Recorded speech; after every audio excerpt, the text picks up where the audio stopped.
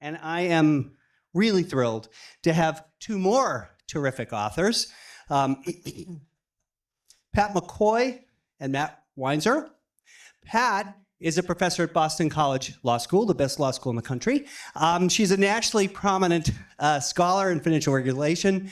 Her most recent book, Sharing Risk, The Path to Economic Well-Being for All, is a really, really important book.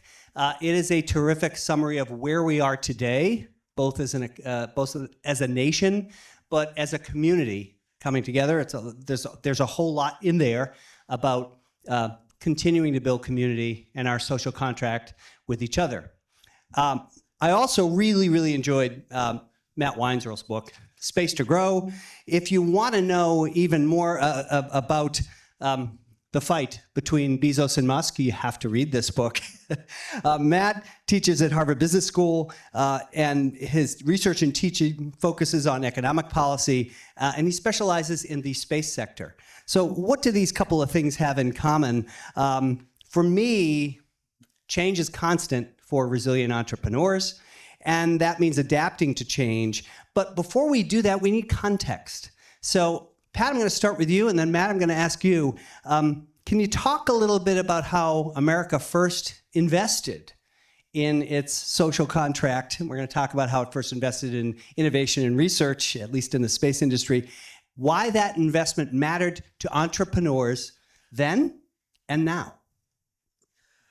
We saw is this working, by the way? Can you hear me? It is. Great.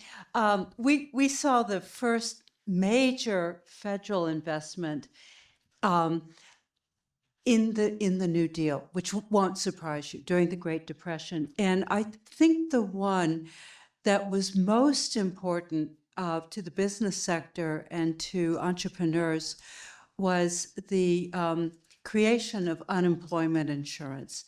The reason is that if you have mass unemployment and you can restore an income temporarily to those workers while jobs are starting to be created again and people find employment again, you sustain their buying power. They can still go out, they can buy groceries, they can pay the rent, they can make their car payments today.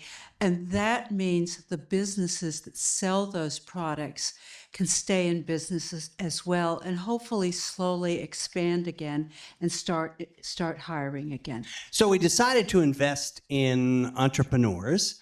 That was then. How about now? How are we doing? We have some big challenges today, and the fact that really jumped out at me when I was researching this book is if you look at American households today, half of them, 50%, do not have enough income just to make it through the month, just to pay basic bills. And the question I ask is, how did we get there? And what do we do about it? What will it take to put these families on firm financial footing? And to answer, how did we get there? I think there are two major things. We've had tremendous wage stagnation over the past 50 years for middle-income workers and low-wage workers. Obviously, the people at the top are doing quite well. The other issue is that if you go back 50 years, government and the business sector assumed a lot of financial risk that slowly they began offloading on individual households. And so the lower 50% are struggling with too many financial risks without the money to absorb them. So again, at around that time, perhaps you'll learn more about this in the space exploration industry, learning more about space exploration. But Matt, let's talk about how America first invested in not just people and infrastructure and safety net, but innovation and research. Why did it start investing, particularly in space? And how are we doing now? Well, thanks, Larry. It's great to be here. And it's great to speak to such a wide-ranging room of people. Because if we go back to the beginning of the space age, the space race, I think there's people in this room who lived through that, and people for whom that's ancient history. And so it's great to be with all of you to talk about this. Did the moon landing happen? It Can you did. just dispel that? Yes. Okay. Yes. Okay. But let's talk about, because I think in some ways the space sector is a place of good news on this front, on innovation, entrepreneurship, the role of the government and the private sector together. And so the briefest of histories begins in 1957. So what happened in 1957? Shout it out. Sputnik. All right, exactly. So that's when the Soviets launched the first ever man-made satellite. And that launched this huge push that all of us in the room are aware of, because we've grown up in an ecosystem that knows about the Apollo programs and the moonshot, right? We still use the phrase moonshot for a bold, big idea. And this incredibly successful decade of American research and development to get astronauts to the moon. And it was such an important moment. But one thing that we only really saw later on is that it was a government program. This push to the moon was run by the government. They used companies to produce some of the spacecraft, but it was centrally organized. And so it didn't actually create all that much entrepreneurship and private sector competition. They were just contractors to the government. And over time, that model of the space sector started to really show its disadvantages. And so what's changed in the last 20 years, the reason I wrote this book, the reason why a professor at Harvard Business School is studying the space sector, is because it's really opened up to the commercial side. And so tens of billions of dollars of venture capital, hundreds of startups have been forming for the new space sector, which is bringing both the private and public sectors together to do great things in space. Matt, I think it's terrific that you mentioned we have so many students in the audience at various levels. So let me ask both of you professors sort of the basic question. Why does the government have to invest at all? Why can't people just save more? And why won't venture capital just fund enough innovation? Why does the government need to be involved? We have this, for the lower 50%, we have this mantra of just save more. Save more for emergency savings, save more for retirement, save for your children's college. My concern is for this group of people, if you look at how much money they actually have to save, it's maybe 2% of their income at best, and a lot of times they don't have even that much. And so our demands for people to manage their financial risk by saving money for a rainy day fund are unrealistic. We're talking about tens of thousands of dollars to send children to college. And the word on the street today is to save for retirement, you should save $1 million at least. These families don't have that savings capacity.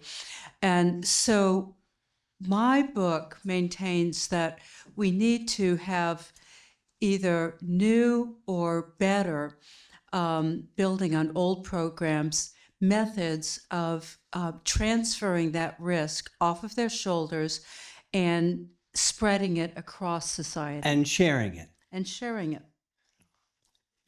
How about an innovation, Matt? Why can't the private sector do more work? Why can't we just let innovators and investors take on the exploration of space and some basic innovation? That's the trillion-dollar question. I mean, I'm an economist and I teach at a business school, so I am all about markets, right? I am pro-markets, I am pro the private sector, and you'd especially think in an innovative sector like this, why can't we just let the market ride and have it produce? And the way economists at least think about this is that there are market failures. Markets are great at many things, but they also fail in very specific ways that we understand well, and that's where there's a role for the government to potentially come in. And so just three obvious but important ones in the context of space or innovation more generally. The first is basic science.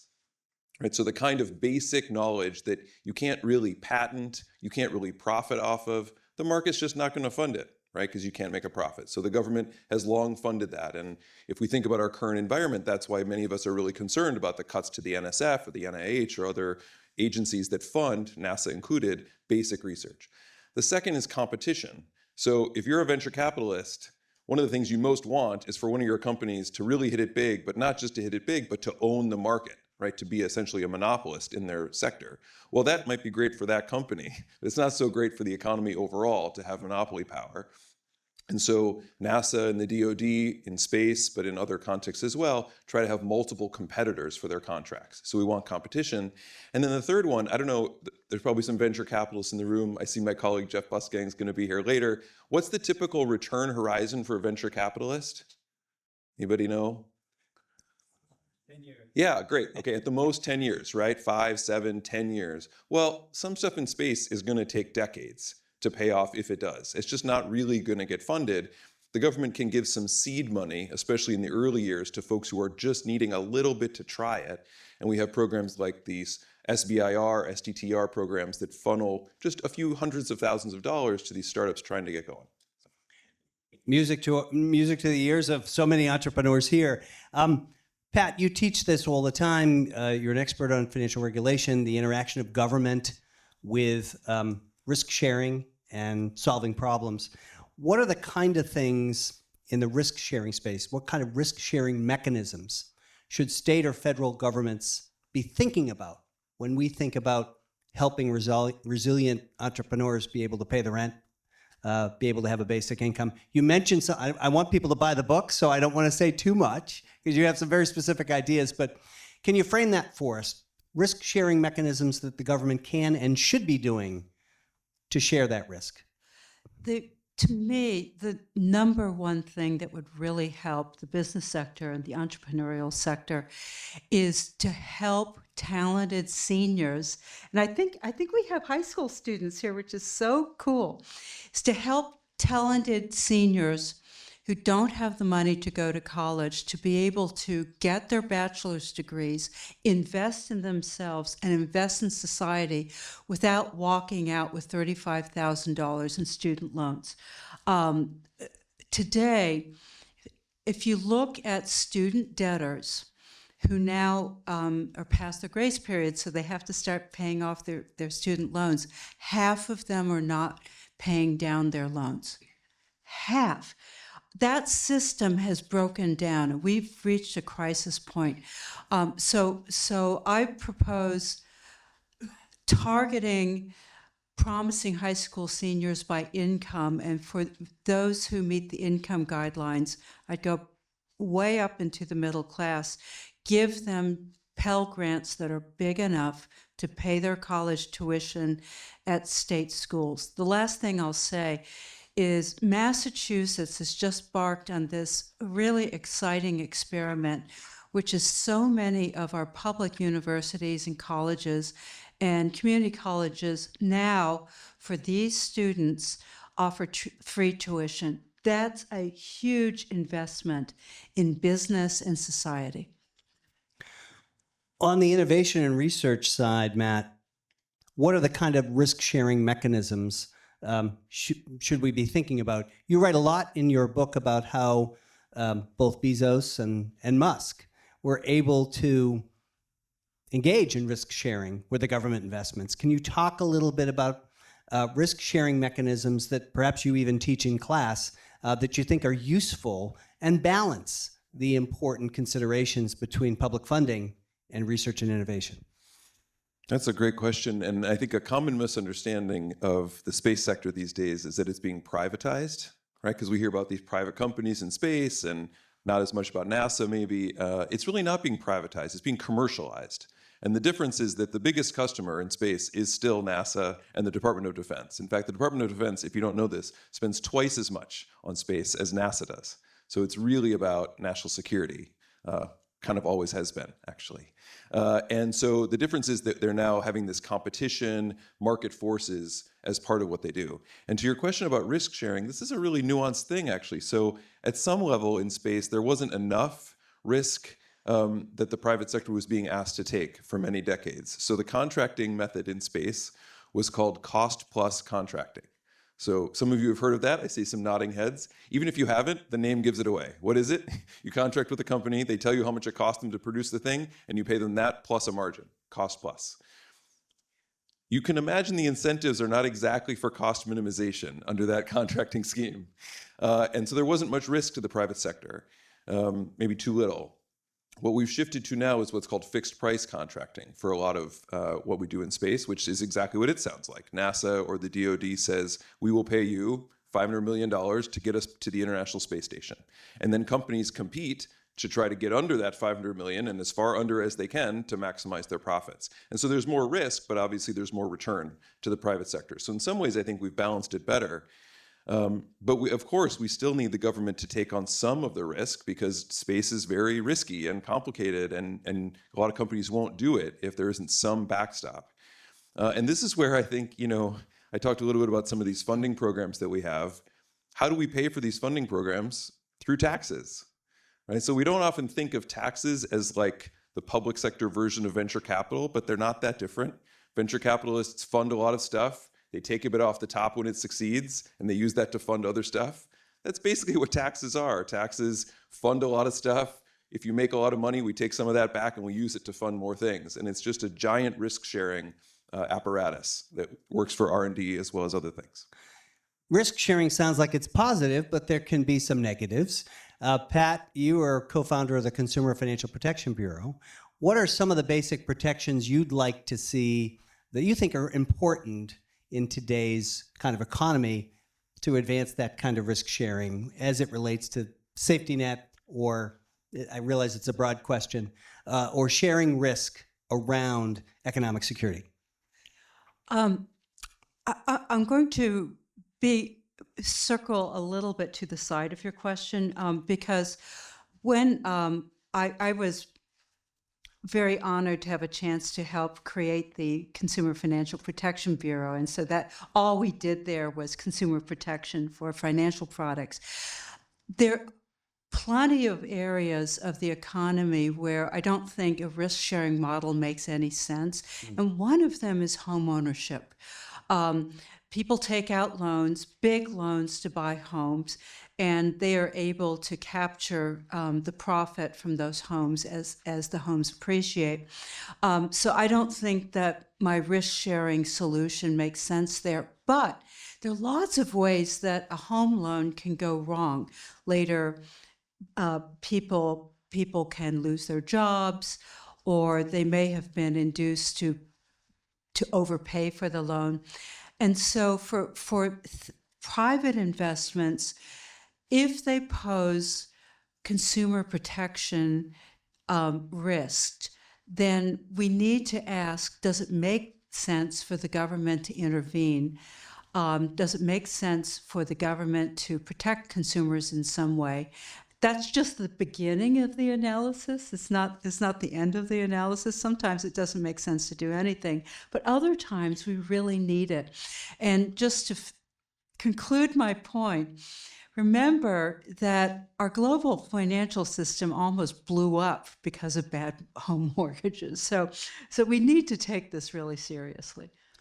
Guardrails in the research and innovation space.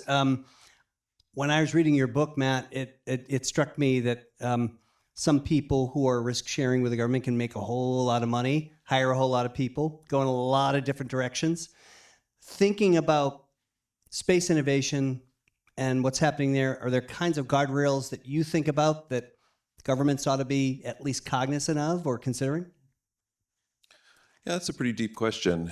I guess I would say we always worry that, especially in industries like space, where the relationship between the private and public sector is so intertwined, it's not just regulatory, but again, the government is the dominant customer of most of these space companies. You worry about things that we might call capture dynamics, where the industry starts to almost create policy because it has such a large share in things. And I'll give you just a fun little anecdote, which I think is on net actually a positive thing, but you might see the risks here. So asteroid mining. Anybody excited to asteroid mine someday? Okay, so yeah, you go. The first trillionaire is going to be an asteroid miner, they say, although maybe Elon will beat us to that. But anyways, asteroid mining was not clearly legal or illegal up until about 10 years ago. There was an outer space treaty from 1967, which is not really clear about whether you can mine asteroids. And so there are these nascent asteroid mining companies in the 2010s who were trying to get investors to give them money. And the investors said, well, okay, first of all, you have to figure out how to do it. But even if you could figure out how to do it, could you actually sell the stuff you get? And it wasn't clear. So they hired some lobbyists. The lobbyists went to Congress. They worked with Congress for a couple of years, and they wrote a 2-page bill which made asteroid mining legal for American companies, sort of a unilateral push. Now, again, you can judge whether you think that's positive or negative, but it shows the tight intertwining between the government and the private sector, and I think we always need to be careful about that in industries like this. Pat, you are, since you left government, you've been teaching. Who are some of the folks who are innovators in policy around risk sharing as it relates to economic security? I'm going to ask the same for you, Matt. Who are people to watch for the students in the room? Who should they be? That somebody that you've read about said that's a really thoughtful person. They're going somewhere. First of all, the chief economist of the AFL-CIO, Derek Hamilton, is an incredible thinker on these topics, and he really focuses on racial disparities, which we haven't brought up yet, but they're a very troubling aspect of the income and wealth disparities that we have in this country.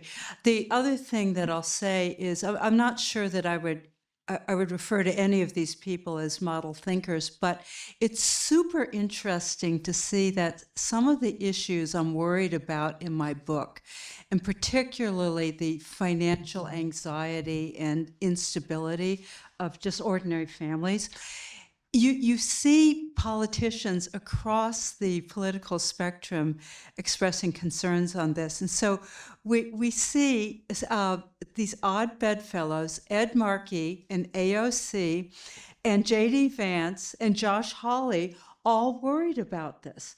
And I have to say that it gives me hope that we may even today be able to enact some very helpful solutions to these issues. What might one or two of those be, Pat? Well, the first one that's right on the table right now is that currently for people who get their health insurance through the Affordable Care Act, they get this very important subsidy that allows them to pay their premiums. Otherwise, their premiums are prohibitively expensive. Those subsidies go poof on December 31st. And a lot of the reason the government shutdown is prolonged right now is a battle by the Democrats to try to preserve and extend these subsidies. So I think that would be very important. In the innovation space, who's doing? We've got Bezos and Musk, who you talk a lot about. Who are some? Would you say that they're the most important figures to watch in the emerging space industry? They were definitely on my list of top 5 or so folks to watch, and partly it's because of some of the stuff we've talked about already, which is they have personal fortunes that allow them to, and they can raise capital to supplement it, that allows them to do the sorts of things that may take decades to pay off. And space is still a bit in that spot. And so as complicated as these two figures are in many ways, they are really driving the agenda of space and probably will for decades to come. So definitely watch Musk and Bezos. If you're trying to look at some other figures that it might be interesting as well, there's a really excellent journalist. His name is Eric Berger.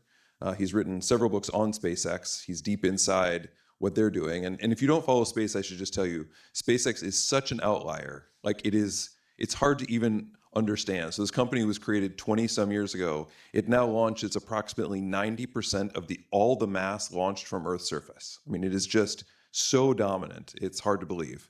So Eric Berger is really one to watch. And then there's a guy at the Planetary Society named Casey Dreyer, who covers the policy side of space in, I think, really expert and careful ways. So reading him as well. And there's a whole list of names, but I'll stop there. What's a big idea for both of you in terms of risk sharing that you think about that could help solve this for, and we're going to get to the entrepreneurial economy as well, but Pat, what's a big idea that you'd like to see policymakers consider, regardless of whether it's feasible? Well, what's a big idea you'd like to see? We have this really interesting program in the U.S. called the Child Tax Credit. And it turns out that it is, along with a sister tax credit, the single biggest welfare program in the United States is designed to help children. The child tax credit is so, it produces such a dividend to society that it more than pays for itself. But ironically, it's not available to the poorest children. Their parents have to make a certain amount of money before their parents can actually collect the child tax credit. So I'd like to extend it all the way down the income spectrum. It's a big idea. Is it possible? Could it possibly happen? I'm asking you to prognosticate. So I'm going to give you the maybe or maybe not. Typical lawyer answer, The Pat. maybe is that the child tax credit has very broad bipartisan support. You may be shocked by this, but this summer when Congress passed the One Big Beautiful Bill Act, the Republicans voted to expand the child tax credit. They had Democratic support, but they voted to expand it, which is fascinating, just not the direction that I wanted it to go. There I have some doubts. So we'll wait and see. Matt, what's a big idea that you've been thinking about that you'd love to see? And by the way, there's plenty in both books about what they'd like to see and how some of these intractable problems might be solved. Okay, so I will stick close to space, and I'll give you, I think, a really exciting idea. So the first thing to know about space, what's changed over the last 20 years, we've talked a bit about it already, is the cost of launch. You guys heard about this basic fact? Okay, so it used to cost about $30,000 to put a kilogram of mass into what's called low Earth orbit, where most of the satellites that you think of fly. Over the past couple of decades, mostly due to SpaceX, that's fallen by 90%. So now it's basically 3,000. And if Starship, some of you have seen Starship, they're trying to get this new rocket to go up, that would bring it down another 90%, so to $300 a kilogram. So it would be a 99% drop in launch costs, which you can imagine what that does for innovation and business models in space. What's the next big idea? To bring down the cost of doing things on space stations. So now we can get up to space cheaper, but where are we going? And what are we doing up there? And right now we have the International Space Station, which is amazing in many ways, but it's old and clunky and falling apart, and it uses computational technology from decades ago.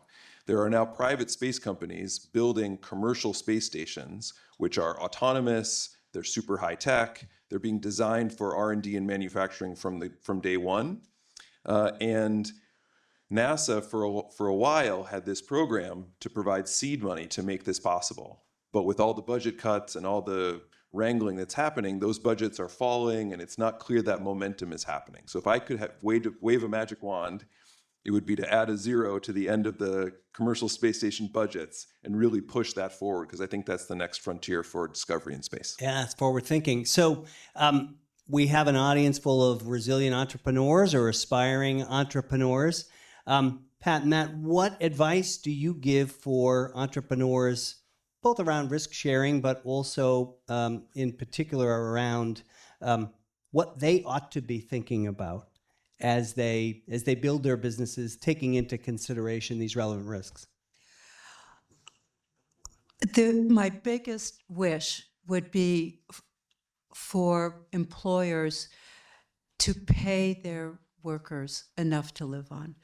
I think so much good can come from that, but I understand the cost-cutting prerogatives, but it's gone to a point in this country where our civil society has reached a tipping point.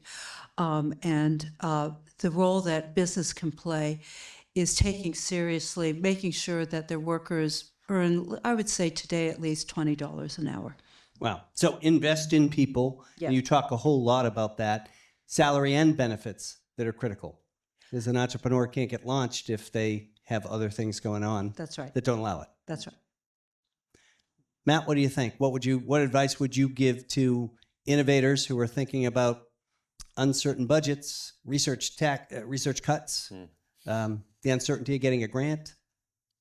Okay, so selfishly, I'm also going to give you space-focused advice, and then I'll generalize it a little bit. If we're going to make this space thing really grow, space to grow, that wasn't meant to be a pun, but sorry. If we're going to make space grow, it's going to take more than just space people. It's going to take normal people, people in non-space businesses, to start imagining how the capabilities in space can create value for them, for their customers, for their stakeholders more broadly. And what do I mean by that?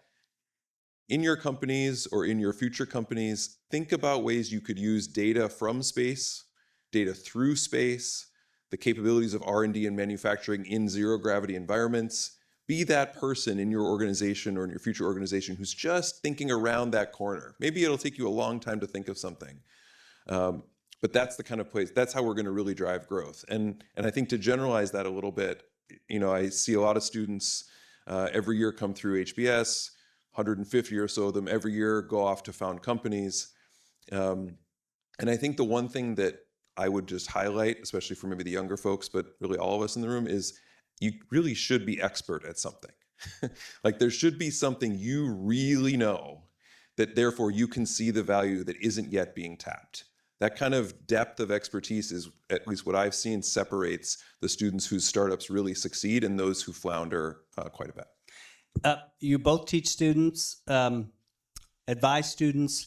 What are you telling them about how AI will impact risk sharing, their prospects, how they ought to think about the world going forward? We've talked a little bit about making sure entrepreneurs pay a living wage. You invest in your people, it'll come back.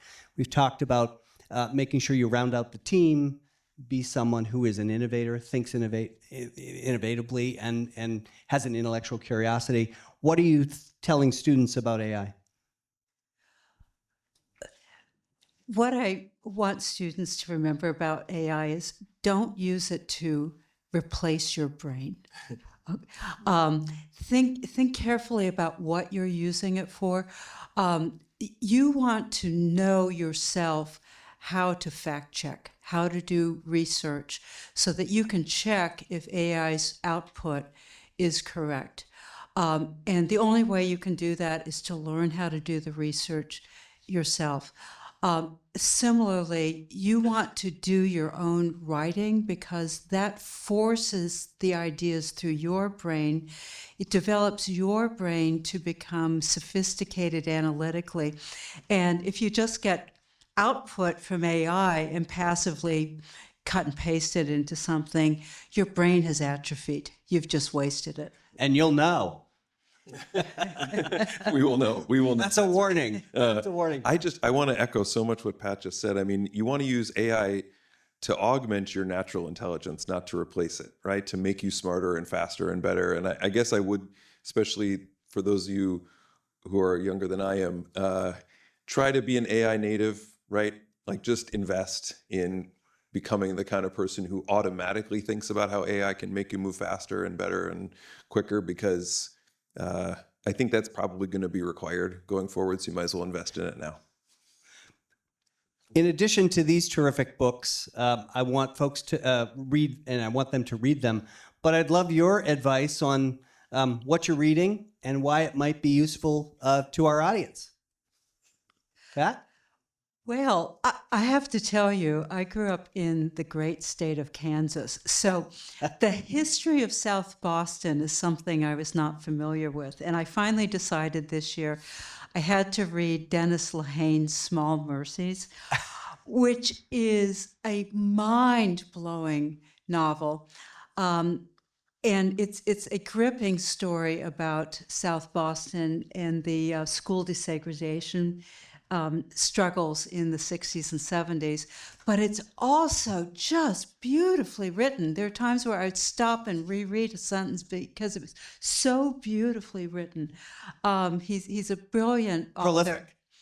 Prolific. And prolific, yeah. Yes. I have many more now to read. The other one that I'll just mention briefly is Ian McEwan is one of my favorite writers. He has a new novel called What We Can Know, in which climate change has hit.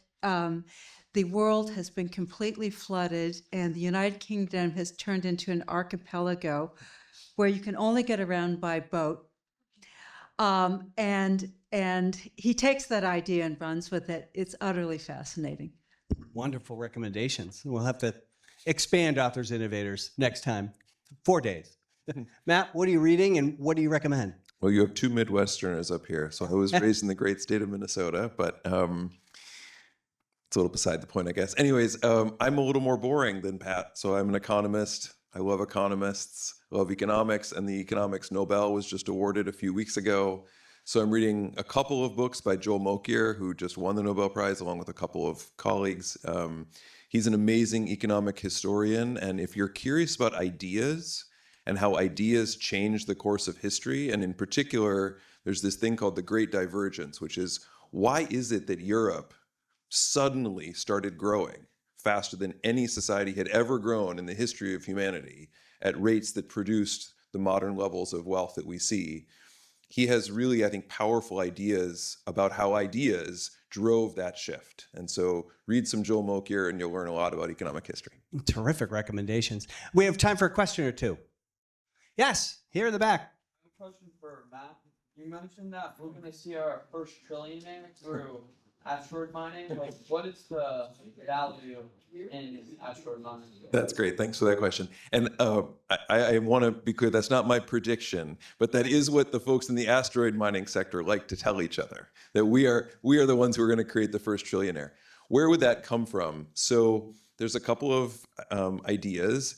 Asteroids themselves carry what are called platinum group metals. So platinum is one of them, but there's also a whole set of metals like rhodium and palladium that are relatively rare and extremely valuable here on Earth relative to other things. And so there are some near-Earth asteroids that if you were to be able to mine them and sell at current prices, they would be worth something like $100 quadrillion.